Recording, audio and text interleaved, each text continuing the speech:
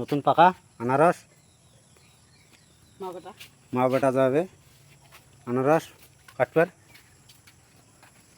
আমার আনারসের বাগান দেখবেন, চলো। এই দেখো গাইস,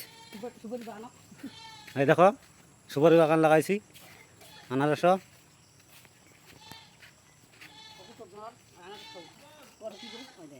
কি করি রে উঠিস না? আনারস পাকছে না পাকে নাই? দাদা কঙ্গি টানি ধরছে।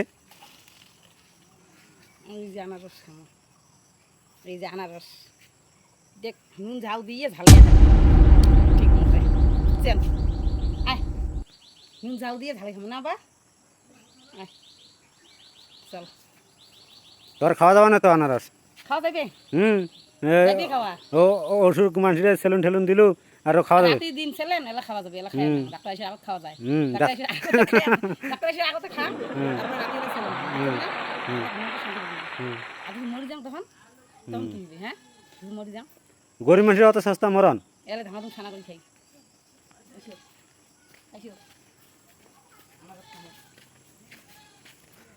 মোক খাবার মন গেছে হইলে থ আগত বেমার ঠেমা সারুক তা আছে খাবার মন গেছে আলু গেলা থুম। Oh my god.